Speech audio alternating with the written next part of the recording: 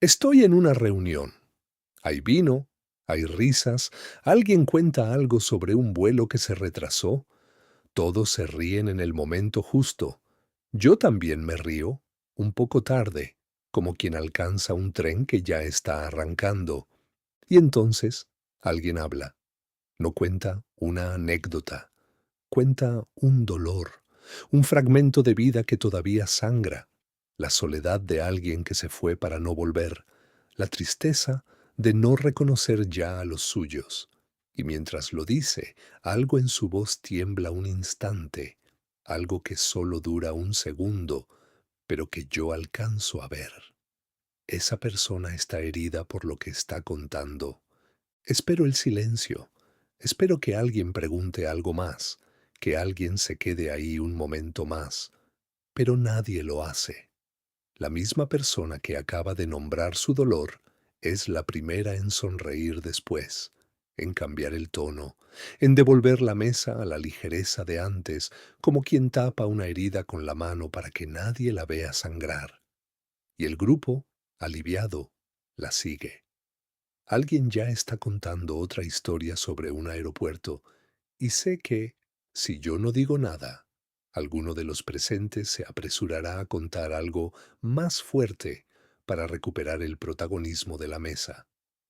Me quedo callado, con un nudo en el pecho.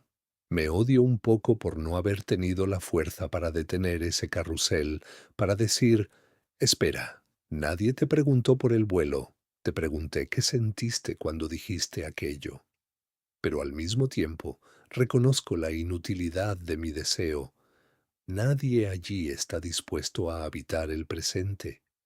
Todos esperan su turno para hablar de sus propios fantasmas. Salgo de ahí antes de que termine la reunión. El aire de afuera se siente más honesto. Y ahí, caminando solo, me alcanza una sensación que no es solo tristeza, es un vacío, como si hubiera visto detrás de la superficie de esa noche el vino, las risas, la ligereza, y ahí, detrás, no hubiera nada sólido. Lo más desolador no es que ellos sean vacíos, lo más desolador es mi propia trampa. Critico esta superficialidad, pero estoy ahí sentado, participando de la misma inercia, tratando de hablar de temas que nadie quiere tocar porque, en el fondo, sé que no hay nadie más con quien hablar del presente. Todos nos refugiamos en el pasado, en la anécdota, en el materialismo de lo que se puede contar, para no tener que mirar lo que realmente somos. Decir soy sensible no alcanza. Lo que ocurre no es un rasgo de carácter, es una forma de estar expuesto ante lo real, mientras el resto parece haber aprendido a flotar sobre su superficie sin mojarse. Y esa noche, caminando solo, no puedo evitar preguntarme si ese vacío que sentí no era solo de esa reunión, sino de algo más amplio. Si lo que vi detrás de esa mesa es, en el fondo, la regla no escrita de estar juntos, sostenerse mutuamente en la superficie y abandonar a quien se atreve a hundirse. ¿Es posible sostener una vida entera así, sin que el mundo termine por atravesarnos hasta aplastarnos? No soy el primero en notar que el mundo parece tener un volumen demasiado alto. Hace más de 100 años, en Lisboa, alguien que trabajaba de asistente de contabilidad, un hombre que, de haberlo visto cruzando la plaza, nadie habría señalado jamás, escribió sobre esta misma fricción. Firmó sus notas como Bernardo Soares, pero yo, al leerlo, siento que está hablando de mi propia oficina, de mis propias reuniones, de mis propios días. Él describía la vida como un mecanismo que otros habitan con una naturalidad que a él le resultaba ajena. Mientras los demás sentían que el día transcurría sin más, Suárez sentía que cada detalle, el ángulo en que caía la tarde sobre un tejado, el tono de una voz al preguntar por la hora, la repetición mecánica de una tarea, le entraba por los poros como una aguja. Él llamaba a esto sentir todo de todas las maneras. y al leerlo, entiendo por fin lo que me pasa. No es que yo sea más intenso, es que carezco de la piel que los demás usan para navegar la realidad. Esa piel invisible, hecha de costumbre, de indiferencia, de la capacidad de dejar pasar el dolor ajeno, como quien deja pasar el clima, es lo que les permite estar juntos sin romperse. Ellos tienen un filtro, ellos tienen un armazón. Yo, en cambio, camino por la vida desollado. Cuando veo a mis compañeros de trabajo o cuando estoy en una mesa como la de aquella noche, no veo a personas siendo vacías por maldad. Veo a personas que han hecho del olvido su armadura. Han aprendido, quizá por supervivencia, que si te detienes ante cada frase que sangra, si te detienes ante cada historia de soledad que escuchas, no puedes seguir siendo el mismo. Para ellos, la vida es una superficie. Para mí, el intento de caminar sobre ella se siente como una caída constante. Pessoa, o Soares, o esa voz que me susurra desde el siglo pasado, no me da una respuesta. No me dice cómo ser más duro, ni cómo ignorar lo que siento. Lo que me da es algo mucho más valioso.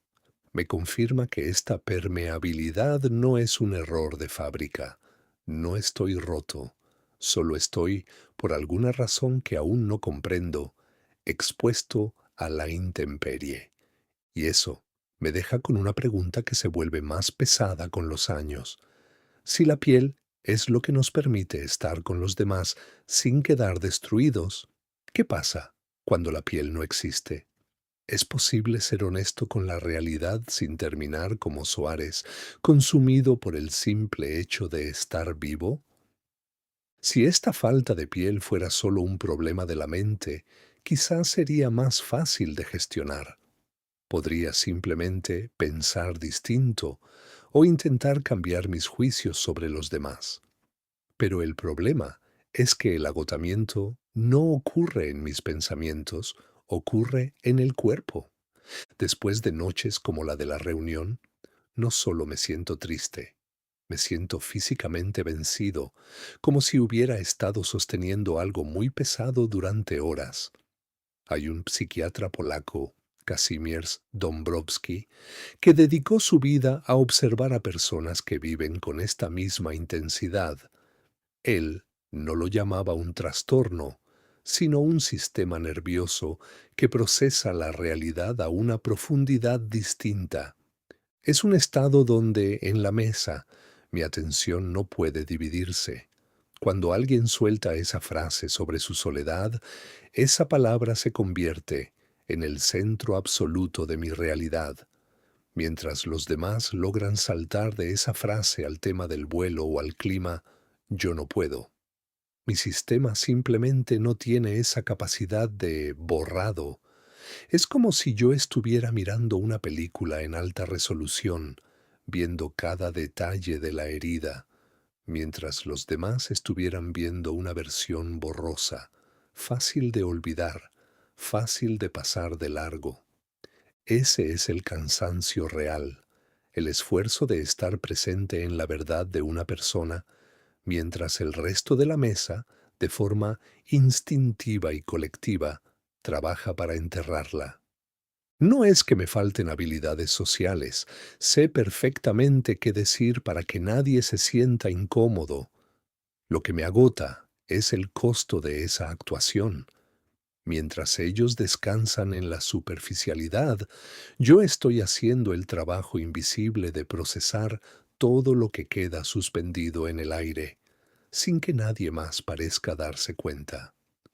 He empezado a notar que cuando paso demasiado tiempo intentando bajar el volumen para encajar, mi cuerpo empieza a pedirme que me retire. Es una retirada táctica, una forma de supervivencia. Necesito el silencio de mi casa, no porque odie a los demás, sino porque es la única forma que tengo de dejar de cargar con el peso de lo que otros decidieron dejar caer. Y aquí es donde la angustia se vuelve más específica.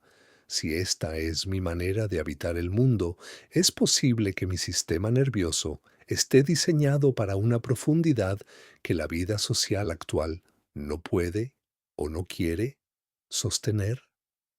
Si el cansancio físico es el costo de no tener piel, el peso de lo trivial es el costo de haber visto el fondo. A veces me pregunto si mi irritación ante la charla vacía es un defecto de carácter, una forma de arrogancia que me separa de los demás. Pero al leer a Colin Wilson, entiendo que no es una cuestión de superioridad, es una cuestión de visión. Él llamaba outsiders a quienes, por un golpe de lucidez, habían visto lo que hay detrás de las convenciones.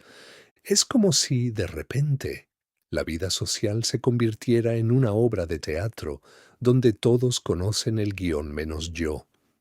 Todos saben qué decir sobre el clima, sobre el trabajo, sobre las noticias del día. Y yo sé las palabras, las tengo en la boca, pero no puedo pronunciarlas con sinceridad porque me siento un impostor. ¿Cómo voy a hablar del clima si hace 2 horas sigo pensando en la soledad de aquel hombre en la mesa? Lo que Wilson sugiere, y lo que yo empiezo a sospechar en mis días de silencio, es que la trivialidad es una defensa. La gente no habla del clima porque le interese el clima. Habla del clima para asegurarse de que todos estemos de acuerdo en que el mundo es un lugar predecible, seguro y plano. Cuando yo me niego a participar de esa planicie, cuando me quedo callado o intento empujar hacia algo más real, no estoy siendo difícil. Estoy rompiendo el pacto de seguridad que mantiene a todos a salvo de las preguntas que realmente importan. Y ese es el momento en que me siento más solo, no porque nadie me quiera, sino porque mi mera presencia les recuerda, aunque sea por un segundo, que existen grietas en su armadura.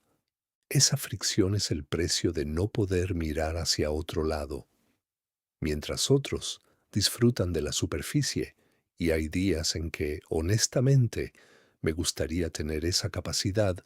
Yo estoy condenado a ver las grietas en el asfalto, a sentir el frío en las conversaciones calientes y a escuchar el silencio que queda después de cada broma.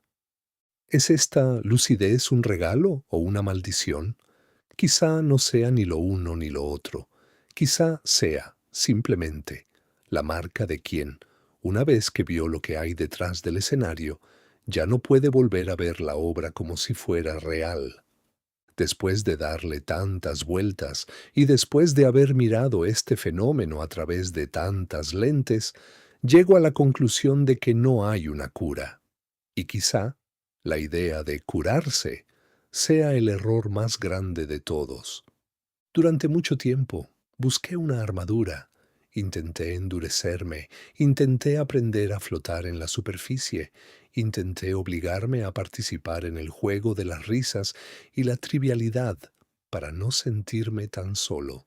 Pero cada vez que lo lograba, perdía algo fundamental, mi propia capacidad de asombro, mi propia conexión con lo que es real. Descubrí que, para mí, el precio de la armadura es la anestesia. Y prefiero el dolor de estar despierto al vacío de estar dormido. Si acepto que esta falta de piel no es un defecto, sino mi forma de habitar el mundo, entonces el objetivo cambia. Ya no se trata de cómo protegerme del ruido, sino de cómo construir un silencio que sea lo suficientemente grande para contener todo lo que siento. Mi vida ya no se va a medir por cuántas reuniones soporte o por qué tan bien aprenda a seguir la charla vacía. Se va a medir por la calidad de mi soledad y por la profundidad de las presencias que decida cultivar. Sé que vivir así, a la intemperie, es una apuesta arriesgada. Habrá días en que el mundo me atraviese con demasiada fuerza y días en que la soledad de no ser entendido me pese más que de costumbre. Habrá momentos en los que veré a los demás viviendo en su superficie y sentiré, por un breve instante, una envidia punzante de su paz.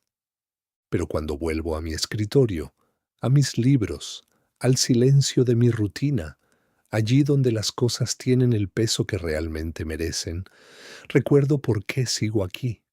La permeabilidad es un costo alto. Sí, pero es también la única forma de sentir que la vida, con toda su tragedia y toda su belleza, está ocurriendo de verdad, frente a mis ojos, sin filtros de por medio. No tengo respuestas sobre si el mundo terminará por aplastarnos. Tal vez el riesgo de ser atravesado es simplemente inseparable de la capacidad de sentir. Así que, por ahora, me quedo con esto.